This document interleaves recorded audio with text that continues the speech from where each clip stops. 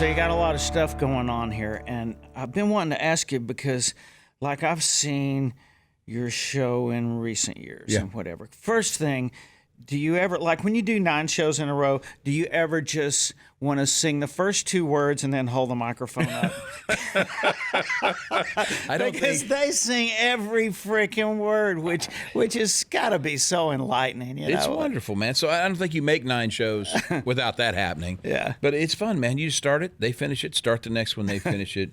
We just got out of Denver, Mile High Stadium, and it was the most incredible experience of my life.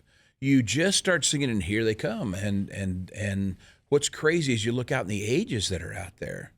You know, it's everything from 8 to 80, and you're just going, this cannot be happening. So the whole thing is just thank your lucky stars, say your blessings, and just ride it as long as you can stay in the saddle. Yeah. There's a couple of questions I want to ask you, but the big one is, is the best way I can put it, is nostalgia more powerful than discovery? I don't know. I can tell you this, by staying out of a lot of the channels where people can just wear it out, what you get more is storytelling from people that were there. And there is not a story that's not better retold than it actually was. So I think a lot of, like, the next generation, I think a lot of it's just their parents saying, hey, man, this is what this guy did. And we didn't even get close to doing what they say we did, but the stories are so good. So, yeah, I would agree that nostalgia is so much better than the truth in a lot of cases. And I think we're getting a lot of the blame for that. And so that's very fortunate for us. But you come out of the hole and you see these kids that weren't born yet when you had these songs out, but they know every word. Those are the kind of people I want to play for. Do you think it's more fun for parents to relive that first time they partied with you with friends in low places, or to take their kids and go, you ain't going to believe this? Yeah, I mean, I think it's both, because I think as a parent, I took my kids to see the Jonas Brothers a long time ago. And it was fun to see these guys just starting out, because it brought back everything in my mind when you're first starting out. And it was fun to watch your kids react to this music. So I think it's the same way, man. Parents come there to relive stuff, but they're also coming there because they've either made the mistake of bragging about it. Hey, this is what I want. So you go out there and you do your very best, because you want those parents to walk out there going, see, that's it. So tried to tell you, Daddy still knows best. It's a lot of fun, man. Well, you've had venues from doing your one-man show, Titan Vegas, which I'm learning to love that. We both kind of lived through performances where it was full-blown chaos, when we were kind of really catching our big wave. And then also in a room in Las Vegas where I remember when all that was happening and you go do a Vegas show, you're like, God, what's wrong with them? Right. But now it's, after you've performed a lot, you have an opportunity to really connect with a crowd who's really paying attention. It's almost like a big bluebird or something, because they really care, and you can really hear yourself and really hear what you're doing.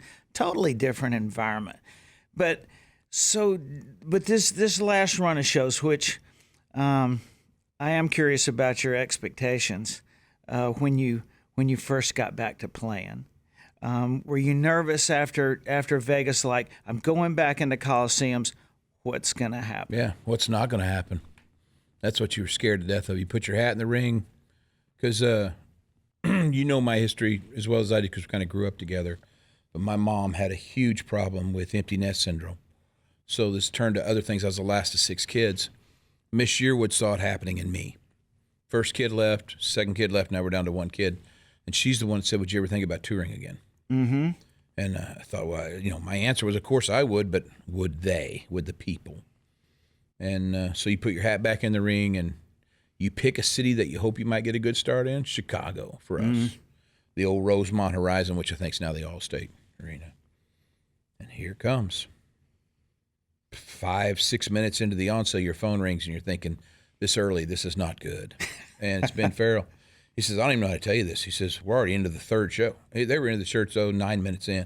They ended up doing 11 nights there. So that kind of kicked the tour off, kind of gave you the confidence that maybe this would happen. And you think? But then you're worried about, okay, is it just first-time thing? So here comes Atlanta. Atlanta totally just melted the internet, which was so sweet for them to do. We had to put on a second on sale. Here comes Jacksonville, which is always a guaranteed good time. And then here come the cities one right after each other. So that was a fun 3 years, 391 shows. Crazy. It was a blast, and just you never were tired. You were always grateful. Yeah. That people were showing I believe that. Yeah. I believe that. When it's working, puts a lot of wind in your sails. Yeah. Yeah. So then Notre Dame, you do a stadium. And so, but things are different. I mean, can you explain the difference? Because they both, for people that are thinking, they're both just huge. For a building, an indoor building, and then an outdoor stadium, I mean, what's the difference? Because there's still just tons of people. Yeah, and I think every artist goes through this. If you're blessed and if you're lucky, you'll go from honky tonks to arenas. But I didn't want to leave honky tonks because we all love the honky tonks. Honky tonks were warm; they're great. And arenas, that's a lot of people. But you go in there and you figure out, holy cow, this is warm too. They're singing from the back row. You can feel them. Everything's great. But stadiums, no way. Stadiums cannot be warm. They're echoey. They're real spacious.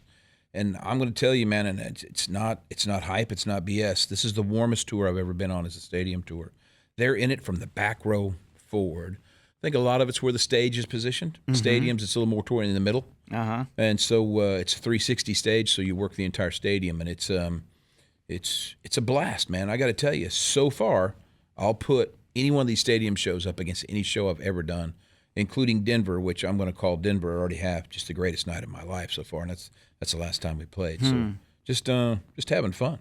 Thinking this thing might be waking up. And if it is, I'm ready for this ride. This is going to be fun. People sometimes ask me, they said, I mean, don't you miss being in bars where it's so intimate and everything like that? I'm like, it's hard to explain. But when you're in a bar and 80% of the people are there, dudes to pick up girls, girls to drink with their friends, they wind up talking to each other, whatever.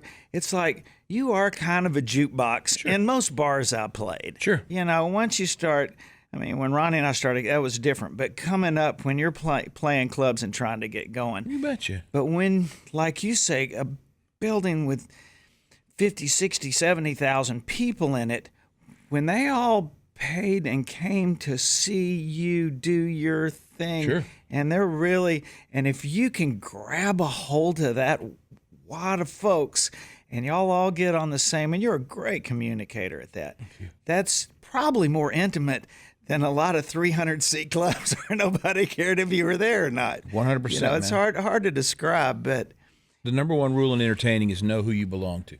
Know what your gig is. So let's say you play stadiums, and these people are all there to see you. Give everything you got. Turn yourself inside out. Leave everything on the stage. Take nothing with you to the dressing room. But if you decide to go back to honky tonks, if you decide to know your place, now you're a jukebox. You're back. Don't take your ego in there, right? You're in there. You do your thing. You do your job. You be background noise for those girls that are having a bridal party, or you do your job. Be background noise or the perfect song that guy's going to try to pick that girl up with. That's your job in a honky tonk. And I got to tell you, man, I have loved my job in every setting that music's in. I've just felt lucky to get to play music, but at the same time, get to be a part of these people's lives. No, you make a great point. Even at our winery, we have jam bands that play in there, but I try to talk to them before I go, look, you'll see when you get done, people are going to clap. So, but there's people all down that hillside and whatever, and your gig, this is not a listening room. All these people came out here with their friends and whatever to have a good time. You're setting the vibe for what goes on here. The entire thing that's going to happen here, you are the soundtrack for it. And that is so important, and those guys, they buy in and they pull it off. So it's really cool. I go out there a lot of days and just feel that music going down. And I think that's our job in a lot of ways sometimes. Again, if they come to see you, they want to hear that song, they want to sing along, you're great at giving them that. Hey, man, but again, man, it's just a place to play. That's all you wanted when you started this, man. Please Yeah. just give us a place to play. And it's funny, however many years later, you're still, man, you're just begging for a place to play. It's a chance to plug it in, turn it up. Somebody complain it's too loud. Have a great day. So my dad always said it was either a good show or it was too freaking loud. We have a quote that's on some of the crew shirts. This lady, God bless her, walked up to Dan Hines. He was the original sound guy. He's still the sound guy. She comes up to him and she's screaming at him. She goes, I have every one of Garth Brooks's records and none of them are this loud. That's awesome. It's That's fun, awesome. Man. So you got a new single of all people that you could have got to sing with you. Blake, what happened? What has he got on you? He's 40 miles from where I was raised. So I saw him on the ACMs. He was doing God's Country, his current single. Yeah. I saw it in his face. I was like, wow, this kid's listening to what he says. So again, man, you as an entertainer, This is a great interview because there's nothing I'm going to tell you don't already know. But every entertainer, if you'll listen to what you're saying, and if it still gets you, that's a statement to the song. It's a statement to how you're treating the song. And something got this kid. You could see it in his face when he was singing God's Country. So I called him up afterward just to say, hey, man, he's just real impressed. That was cool. Did you ever think about doing a duet? And it wasn't let me think on it. He said, hell yeah, I'd like to do a duet. So we picked Dive Bar, and it was really fun song. Fun. Thank you. Yeah, it's another good one. I hear some old dips from the way down, like you're great at a lot of signature stuff going on there, and great rhymes and story. You know, it's just fun and games, which as you know, I love. Amen. Well, it's hard to get real serious if people don't know you got a good sense of humor.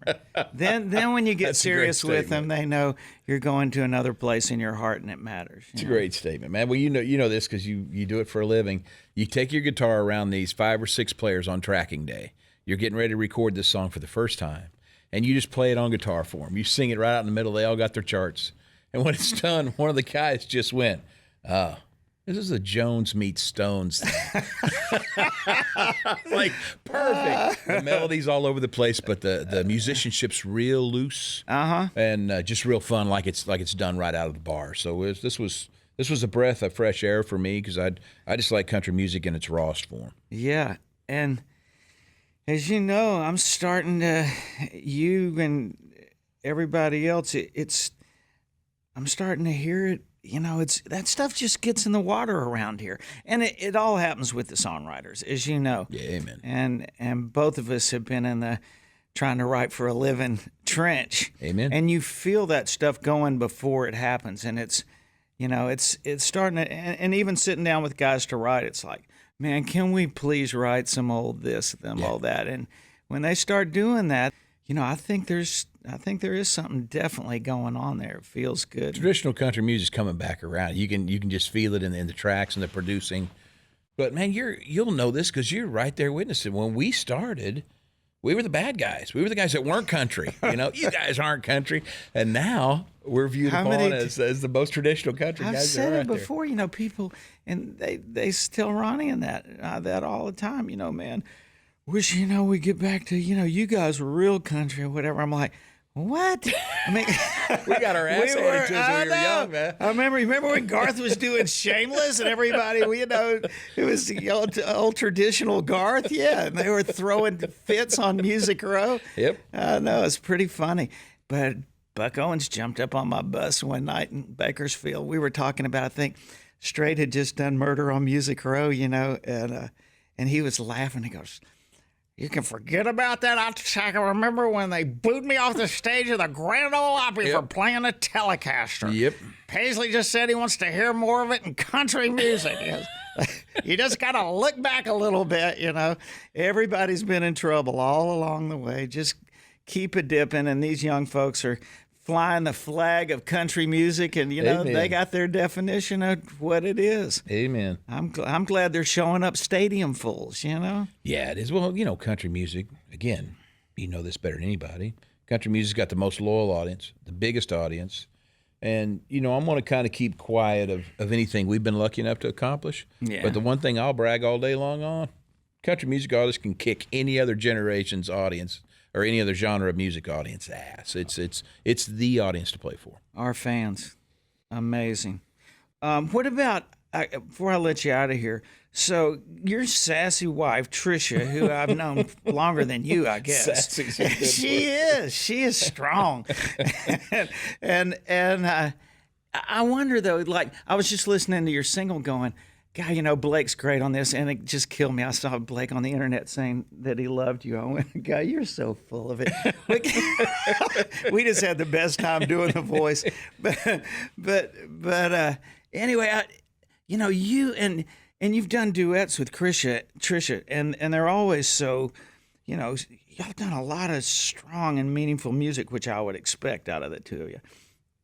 And maybe have I just missed that classic Conway and Loretta, something real crazy that y'all have done? Yeah, man. If you wanna hear the thing I'm probably most proud of all the Trisha Yearwood stuff, it's a song called "Whiskey to Wine," and it's it doesn't get more Wynette and Jones. It doesn't get more Conway and Loretta for us than that right there.